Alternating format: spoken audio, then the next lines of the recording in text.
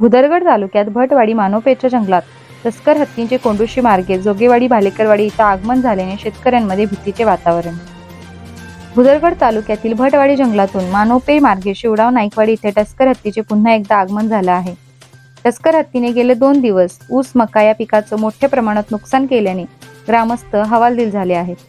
One विभागाने या हत्तीचा बंदोबस्त करावा अशी मागणी होत आहे. यावर्षी टस्कर हत्ती मेघोली वन हद्दीतून अंतुर्ली गावातून प्रवास करत शिवडाव येथील रेडे ओहोळ जंगलात दाखल झाला होता. येथे 2 दिवस मुक्काम करून भटवाडी मोनापेच्या जंगलात गेला असल्याचे वन विभागाने सांगितले. तांबाळे परिसरात तस्कर हत्तीने धुमाकूळ घातला असून फणसाचे व केळीचे नुकसान करत पिकांची नासधूस अधिक प्रमाणात झाली आहे. ऊस व अन्य पिकांचे मोठ्या प्रमाणात नुकसान झाले आहे. तस्कर रात्रीच्या वेळी ऊसाच्या शेतीतून जात असल्याने व त्याच्या मोठ्या पायांमुळे पिके जमीनदोस्त होत आहेत. या टस्कर हत्तींचा वन विभागाने बंदोबस्त करावा अशी मागणी ग्रामस्थांनी केली आहे. पिकांचे नुकसान मोठ्या प्रमाणात झाल्याने शेतकरी हवालदिल झाला आहे. काही महिन्यापूर्वी देखील हत्तीने याच मार्गावरून प्रवास करत शिवडाव येथील जंगलात सुमारे 15 दिवस मुक्काम ठोकला होता. आता पुन्हा आगमन झाल्याने वन खात्याला हत्तीला आजरा तालुक्यात घालवण्यासाठी प्रयत्न करावे लागणार आहेत.